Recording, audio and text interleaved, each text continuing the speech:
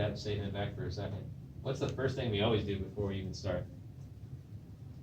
First thing we always do in your Predict how strong it or predict. Yeah, at the top, predict what's going to happen here. You've got Lego sets, the number of pieces in each set, and then you've got the price per set. And I picked some out of a Lego catalog that I found a couple years ago. So the Millennium Falcon is a common one. Kids seem to like that one. 1,300 pieces, 150 bucks. Okay, that's an investment. That's a lot of money to spend on a Lego set. And then, as you can see, the prices range based on the pieces. The Death Star, 4,000 pieces, $500. Huh?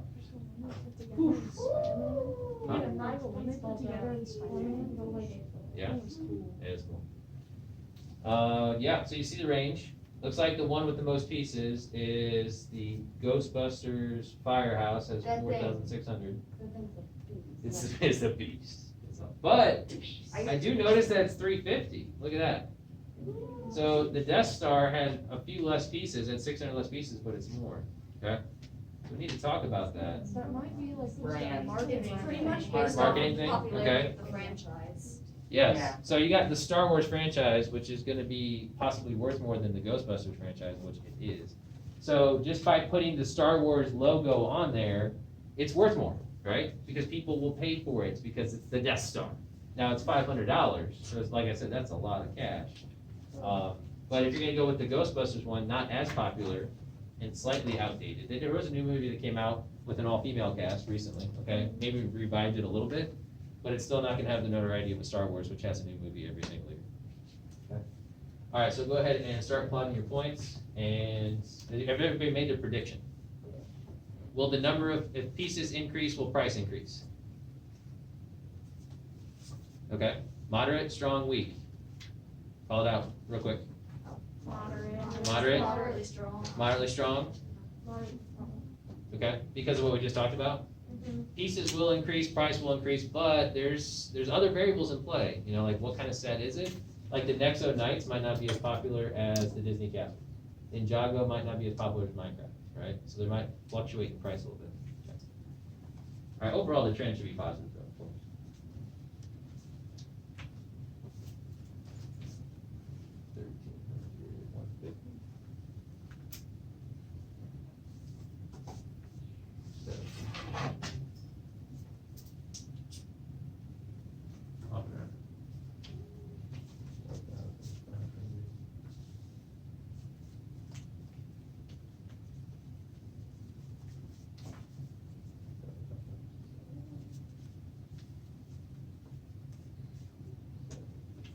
Well, my early returns are looking pretty good. These are lining up very well so far.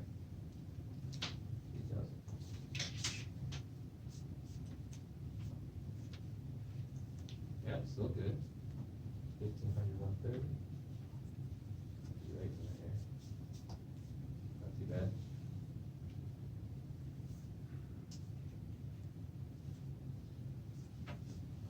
Wait, what's that one? 1,500, 130.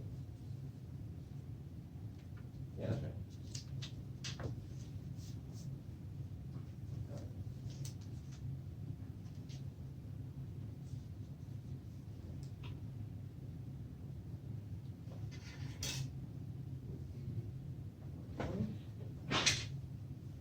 Still looking good. Might shake out to be strong, very strong.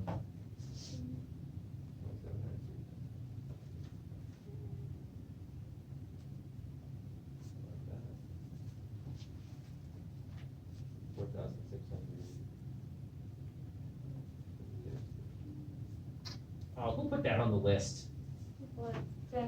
Look at that.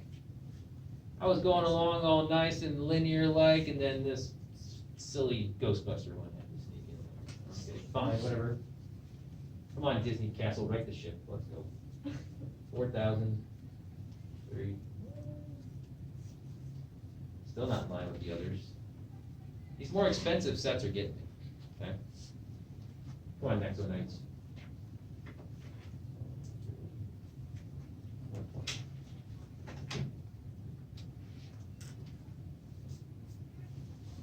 Like that. Okay. Make sure I did this one.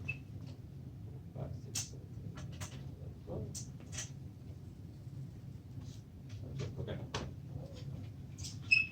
So remember, each point has its own gravity and they're pulling an equal amount, but the further away, they're gonna drag that line a little bit. And I was looking really sweet right through here, okay? I was gonna draw my line, feel pretty good about it. You know what's gonna happen to this line? It's gonna go, yonk, yeah, right? It's gonna get pulled down a little bit because of those 2 points over there are dragging it this way. So that's where it would have been approximately. Let's figure out the right placement. Remember, everybody sees this a little bit differently, but I know it can't be there, even though that's where I want it.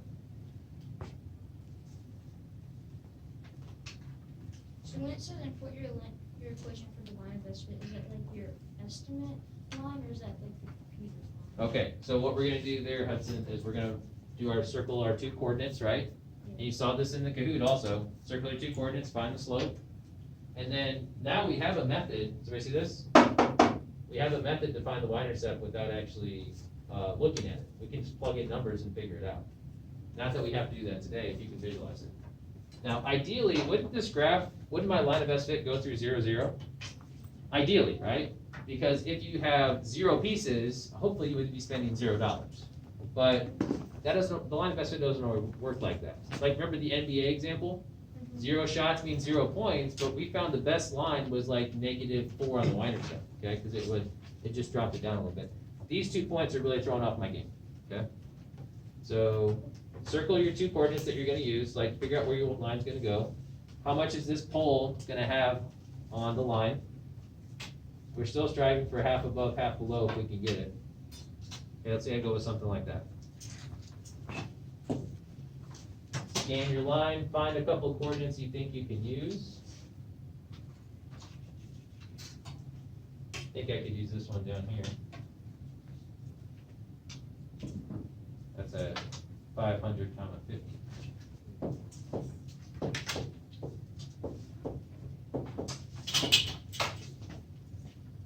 And what else can I use?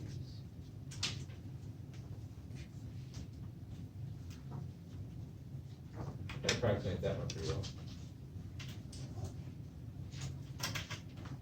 4,425. So wait, for the, when you input it, is it your estimate or is it the computer's line? It's your estimate. Yeah, your line of best fit. So do your calculations on paper, and once you have your calculations of your slope and your y-intercept, then you're gonna go to Desmos, you're gonna input what you think the line of best fit is, based on your calculations. And then we will come up with it together and let the computer do the work. But yeah, I wanted to focus more on you guys today and how well you're doing this.